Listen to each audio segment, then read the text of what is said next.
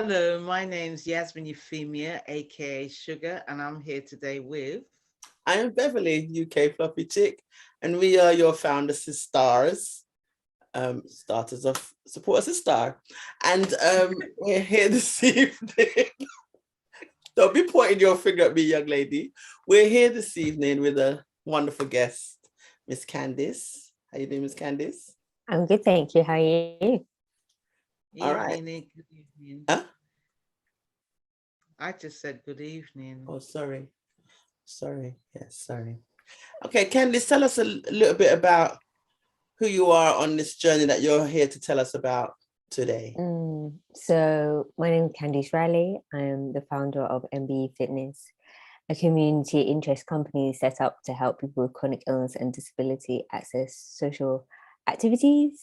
It's a bit more broader than that. We work with intersectional groups, so everybody from, I think one of our oldest clients is 72, all the way down to, I think our youngest client has ever been 15. So quite a broad range of people. We love working with families, so we've done loads of like children's events. And we also love working with what I call the golden age, people over 50. So working in groups where they feel a bit more comfortable because they're with their age mates. And I like doing that kind of stuff. So yeah, the strapline is short and sweet, but we do a lot of stuff. Yeah. Okay, you want to go first, Sugar? Definitely. So NBE Fitness is specializing in people with disabilities. Yeah, and chronic illnesses. And chronic illnesses. And I'm assuming that you are a fitness instructor. Yeah. Yeah. So when did you start doing that? So that, I went to uni, and in my first year, I was one of those gym bunnies. I thought I was gonna blow up the internet with all my squat videos and just, doing all those things. I think everybody knows what gym bunny on Instagram looks like. And I met my best friend at the time, who now lives in Australia, and we had this genius idea to become PTs in 2013 and work our way up the social media ladder and open a gym in Australia. He's done that bit. I'm still here in the UK. Haven't blown up the internet yet. Yeah. But, I feel like my side of the deal could still happen one day, blown up internet could still happen. Like We've got the gym. It's on the other side of the planet, but hey ho. Okay. And when you say it's on the other side of the planet, as in it's in Australia rather than in the UK, but you've chosen a niche market. What got you into that market? So when we were doing our PT, people might know or don't know. So I'm just going to say this. A lot of people know there are singles issue spaces. So sometimes you have women's only nights at gyms, or sometimes you'll have aqua aerobic spaces for people who children or adults that are still being cared for can then access activities with other people who also are disabled or have similar care needs. And so as a PT, you don't really get to pick and choose when you're training where you can go. You kind of work in the gym and you kind of cross over everything. Sometimes you do other people's sessions. But one of the things I love doing, which is my golden age group, as I said before, I loved working with them. They were fit as hell in the water, or they really wanted to go for it sometimes. And that gave me some conviction to keep learning about each and every member that was coming to the session. So you'd learn someone had a child that was autistic, and I would learn about how to move with an autistic person, or someone might say they have a diagnosis in arthritis. So I would learn, okay, how can I adapt the session for someone with arthritis? And I think it was just because I was in that gym setting where, to some extent, I was thrown into the deep end where you can't really pick and choose your clients. It's who comes through the door. The more I learned, the more I kind of decided this is a niche group that kind of does need more attention than this, oh, you're here, so now I'll deal with it kind of attitude. Yeah.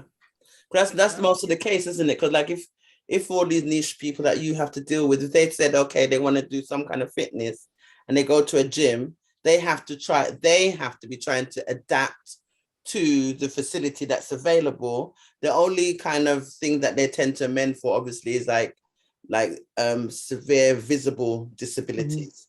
But anything else, like you said, they have to try and adapt or just be left out, just forget about it. But it's good that, you know, you've seen that niche and trying to tackle it. Yeah. So where are you? Online, in a gym? Where would NBE Fitness be? Where would we find you? So we created the business to be hybrid. The whole idea was during lockdown, when I kind of completed finally. So you remember I said I started this journey in 2013. So way back when in 2020, I finally got this business plan down. At the time, I'd visited America, and one of my uncles, who's no longer with us, was like, if you have this idea and you've been trained and you are good at it, why haven't you started the business? So in his departure from this earth, I just was like, I have to do it now. Like, he told me to do it, so let me do this. So I completed my business plan in 2020, and that's when everything just turned upside down. The world went into lockdown, and my business just started going up and up. We started working with people all the way in Manchester through Zoom, and we'd have people tune in from like Sussex as well. So we've just continued that since lockdown ended, having that hybrid ability for people to tune into the sessions via remote. Then we've created the ability for people to like join hubs. So we have a Birmingham hub, we have a London hub, and we have a Kent hub. Yes, I did say there were people in Manchester and Sussex, but it is traveling to these places, and so it's incremental.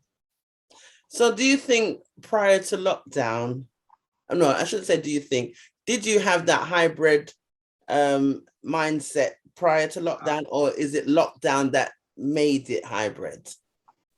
I had it, like I did trial quite a few things. So like in the early days of, like, let's say it was 2018 when I said to my wellbeing coach at the time, I had this idea of putting the laptop at the end of the hall where I was at. So you might know the Olympia Centre in London. I was doing Stratford, is that over Stratford side? No, it's down South Kensington. Oh yeah, sorry. Yeah.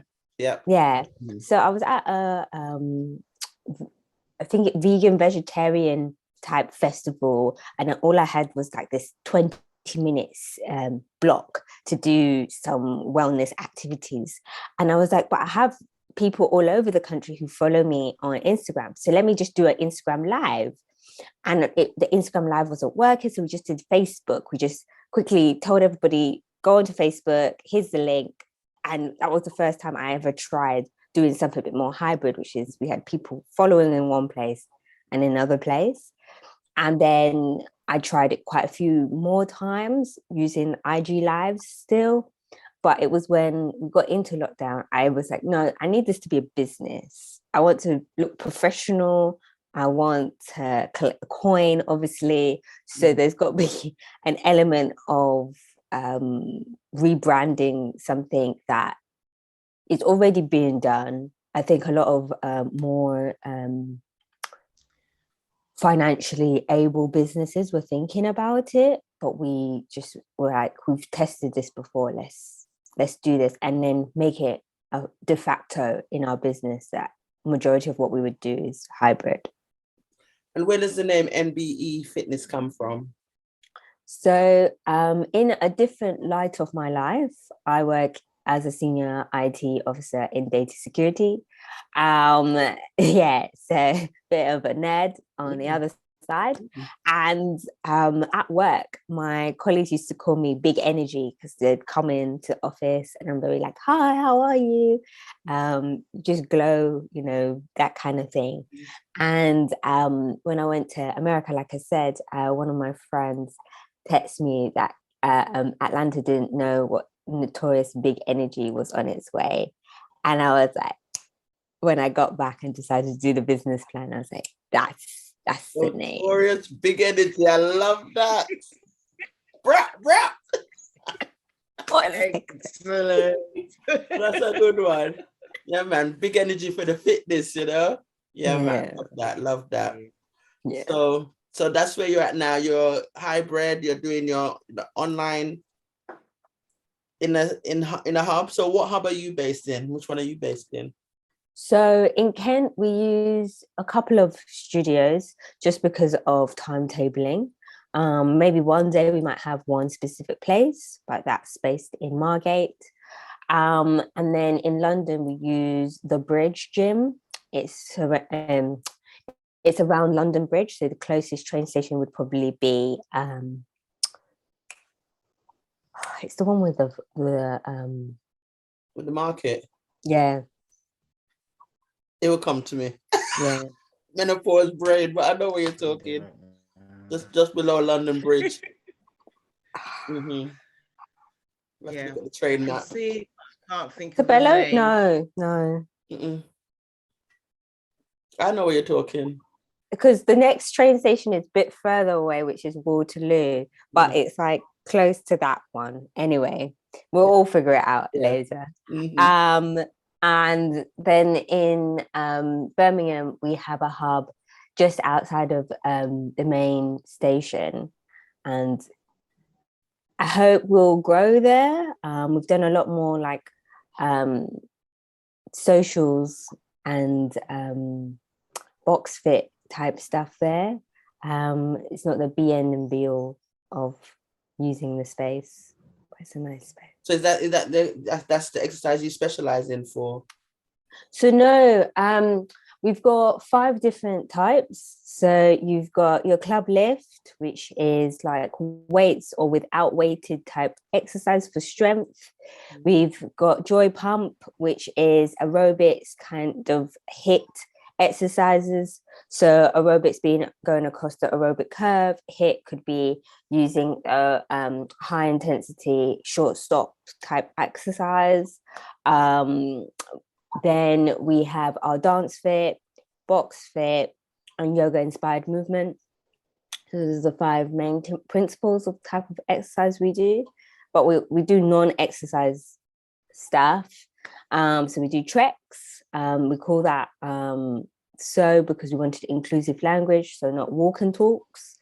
And there's an opportunity for people to gather and move through nature or spaces to find a different way of, you know, getting your heart pumping.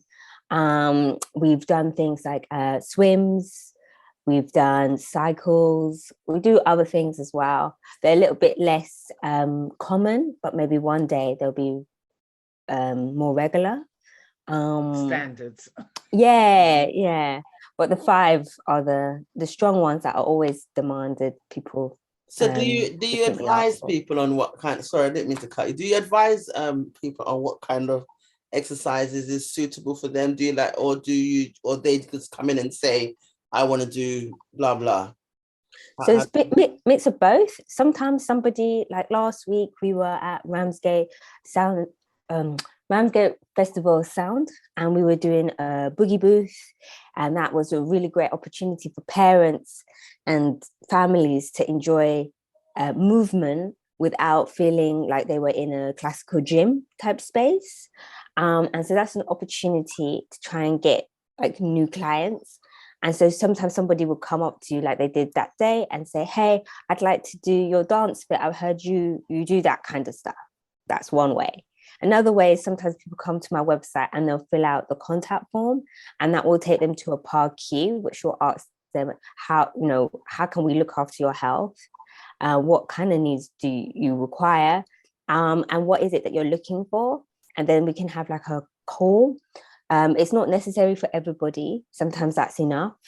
for us to give them the suggestions. But sometimes we can have a call and then they can, maybe have some of their myths debunked. So an example of this was someone saying that they couldn't come to our classes because they were chair bound, but not wheelchair. They just found it easier to sit, or they weren't confident walking for long periods of time. And so I was like, oh yeah, like our sessions are chair adapted and were designed around being modifiable, so you would be able to come to our sessions. And so now that person's been coming for about 5 months, realizing that I understand the fear. Most people know their bodies, right? And then they see an image. It could just be like our 72-year-old woman who comes and she can bend her leg behind her head, right? She's very fit for 72, but someone else maybe in the same age bracket would be like, I can't do that. Yeah, this isn't for me. Yeah. So it's nice if they do that approach to fill out the form and are open to a call, because then I can actually tell them the jargon we just can't put on our website. It would be too long. Yeah, because I've been wrestling, trying to get back into gym life of some sort, because I've been off and on over the years. Initially, I was gym phobic. I mean, I just felt, because I'm a big person, if I go into the gym, everyone's going to be staring at me and be like, what are you doing in here? And luckily I got over that. But it's like, yeah, we tend to make excuses and don't make the time in the gym. But then once I'm in there, I don't even know what I'm in there doing. I just go try out machines and call that a workout. But how do, like, so if someone is like set a program. Yeah. How do you make programs? Is the long-winded version of my question. So there's two answers to the question that you gave there. So I'm gonna almost be like answer both of them for the both of you, because you said one question and you said the other one. So to go with the latter question, which is like, do you set up programs? Yeah. So one of the things that I had to naturally do, progressing from being a PT to a person running a whole business, was create the programs, because eventually I want to be able to teach other people to do my sessions, or at least grow to the point where it's not just me all the time. I always use the example of Davina McCoy. Like, I wanted to have like the exercise tape, but I wanted people to actually be able to do this on their own without me, right? So I wrote all of this down into programs. And then that's when I worked on the adaptability. And so when some people come to me, they just want one-to-ones, they want PT, or they want to work as a group. So we have had the great opportunity of going into some, as I said, single issue spaces, which is like, could be Muslim women groups, or it could be going into 7-day Adventist hub, or it could be a Saturday school where the teachers of the Saturday school during their summer holiday time decided they wanted to treat themselves to some movement and something else to take that break from running the Saturday school. I've done like these niche things. On the other side of your question, which is, actually creating the program for somebody who needs specific things, there's two ways that I've looked at this. So there's the one that's integrated into what we do. So we provide Yes I Can, which is a 8-week block access to NBE Fitness. And so you get to trial loads of different things that we do over 8 weeks. In that time, I will speak to you and find out, well, how's it going? Have some conversations about the things that we put on the program. And then inside of that, we're also taking the opportunity to find out where you want to progress next.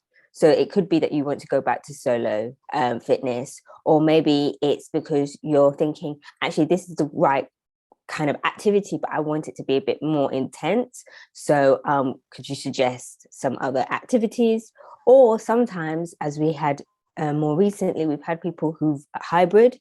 So they want to have PT, and then they want to have specific modules of what we do. So it could be like pay as you go to come to sessions, but they would like more of a one-to-one because they want to reach a specific goal now, because they feel more confident about moving in their body. And it was never about group spaces or the gym necessarily, or the community. So it wasn't about that. It was about the fear of damaging their body, or it could have been the fear of that, let's say they have thyroids or one of these internal long-term conditions like diabetes. It's something that you can't see going wrong, but you know it's going ajar, let's use that word, and you want to control it, and so you came to NBE for help. Okay. Wow. Okay. Yeah. So you've mentioned around, like you've mentioned Margate and Kent and this sort of thing. Is it you that physically goes there? Yeah. It is you that, wow, you're traveling around, young lady. Yeah. So it all started when I was in uni. So I remember getting an opportunity in Birmingham the first time. And I was just like, yeah, Mom, I'm going up to Birmingham. And she's like, for what? And I was like this opportunity to do these things with these young people. And quite a few of them had either been in contact or experienced domestic violence. So I was just like, yeah, let me go do this thing. It's not paying all my expenses, but this is a great opportunity to go. So then since lockdowns kind of eased, I just continued believing that if the customer survey is correct, which I've had 2 so far in running the business, and they just want to see me for the next like 3 to 5 years, then we'll give them me. There will be like this need to watch us grow, so you know, more people will come on board. But if it's got to be me who's the front face for a while, and we'll give the people what they want. That's right. Excellent. Okay, so you sort of skimmed over where you intend to be in the next 3 to 5 years, but like the full picture, give us an idea of like the absolute perfect picture. And I'm gonna say I'm obsessed with remedial income, in the sense of you cannot be hands-on indefinitely. So how are you going to do that? So your perfect picture, and then if there's any way of you doing a remedial income, I suppose your tapes, if they came about, would be it. I'm calling them tapes. I'm sure. Yeah, I'm about to say tapes. You know, I was having this conversation on the way to the Ramsgate Festival of Sound. The guy in the taxi was like, oh, you know, you young people. And I was like, hey, excuse me, I still have my cassette player and my CD player, and I still have the things to play in them. And I know how to create a playlist on both. So, you know, the fine art hasn't completely gone. I'm sure I'm not the same as many of my age mates. They're like, you know how to do something many of us don't know how to do.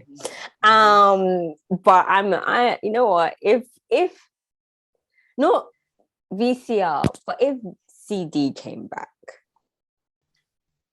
I don't know, with the climate change people, I don't think it would. But if CDs came back, I'd be down for a Blu-ray video guide on how to do NBE.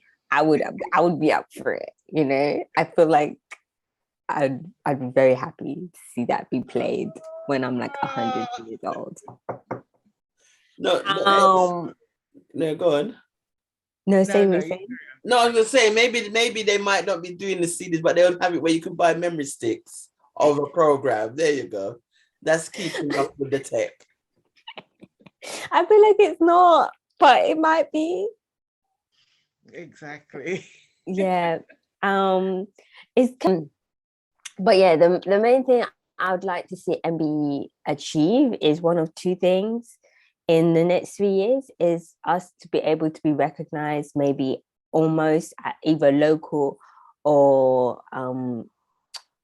like big Internet. city level. So like have a relationship with like Manchester City Council or Birmingham City Council or the GLA, like have a proper relationship where we're guiding conversations around educating educators in so that's high schools, primary schools, maybe even higher education, universities, and the other side of education, which is support and support, even though NBE is a fitness brand, we're a support. We support people on social prescription, we do personal health budgets, we work with a lot of retirement homes and disabled groups. So people on this side who are educating or reinforming people of other things, working together to make those as accessible as possible. Because at the end of the day, I live with two pensioners, they're my parents, and I can see from their perspective how hard it is to navigate the world when people aren't being educated, they're not being kept informed of how to navigate working with disabled people. I give this caveat on that question and why it's so hands-on that side, but where MBE will be going will be some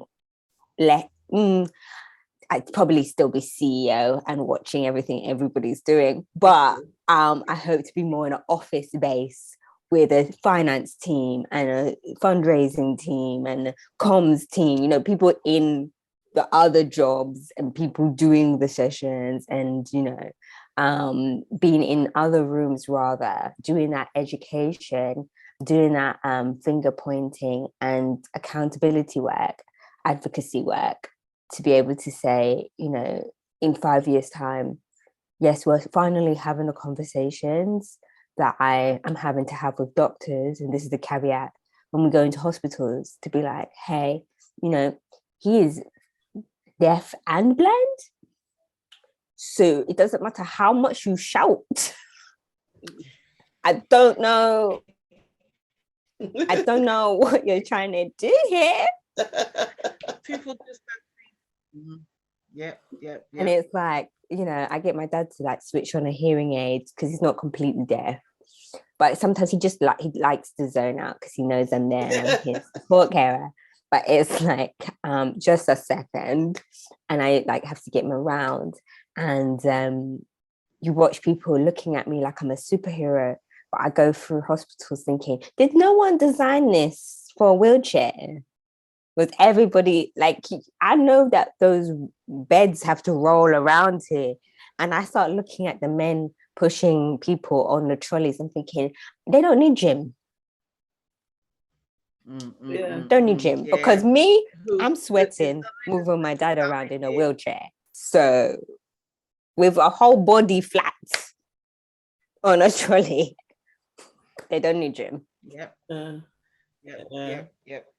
Oh wow. Definitely. At the end of the day, the architects that designed the building were not taking into account who's going to be in the building. You know, they haven't taken that into account at all. I've spent a lot of time in hospitals, and so often it's like, why? You know, like just bends, just to go around a bend. Why is this bend so sharp? What is the point of you making a slope for the bed to go up when the bed cannot turn around the bend? Anyway, don't let me go on my soapbox. Yeah. No, but I sympathize with you, and people would wonder, just as a addition, because someone might go, why does she care about that? It's because my majority of my clients, their family spend at least 10% of their time in these kind of spaces, reaffirming their fears of the health industry, which then creates generational detachment to health. And so it's harder for me to do my job to educate people on like prostate cancer, for example. If you already have a family member who's just, and the word just is kind of hard to use in this, but they're dealing with diabetes, for example, and they're having a negative relationship with the hospital through having to get their family member around in a wheelchair, you're not going to be able to convince people to go for prostate cancer screenings and interact with the health industry until they've got it. And that's when they're with me at NBE Fitness, because now they've got prostate cancer and they need rehabilitation, or they need help with movement or well-being now that they're chronically ill. And I'm out here trying to be like, hey, let's fix here. Yeah. So they're more happy to be with me when they get here. Yeah. Because here, diabetes isn't something we can just eradicate, but we can support people to live with it, Indeed. Yes, I am totally fascinated here with you. Yeah. Sitting there mesmerized listening. That you think we've missed, because you've done your introduction, you've told us where you're at, you've told us where you would like to be. Is there anything else in the remaining 2 minutes that you'd like to tell us? Well, where can you be contacted? That's one thing. Obviously, my website is www.nbefitness.com. I'm on most social media sites as at NBE Fitness. If by any chance you just can't find that, then do the hard work of it's KANNDISSRILEY. And the only reason I said the hard work is most people can find some way to spell my name wrong. But if you don't spell it wrong, you will find me, and then you'll be able to find NBE Fitness. All right, Miss Fluffy Chick, is there anything else that you want to No, cover? I think Kandiss has covered a lot there for me. I think what you're doing is great. It's such a pleasure meeting you. Absolutely. Absolutely. I think the energy, I feel the big energy. Exactly. Why would you want somebody else other than her? Yeah. It's amazing. Yeah. It's absolutely amazing. Yeah, I'm loving it. But thanks for joining us this evening. It's been a pleasure. Thank you for having me. Yeah, I'll see you in your global conglomerate. Big up the energy out there vibe. I'll be like, I spoke to her. But it's all gravy, girl. You're gonna go far, because that is a definite niche market that needs touching. So thanks for coming. You too. Is that a wrap now, miss? That's a wrap. All right, good. Bye. All right, bye. Bye.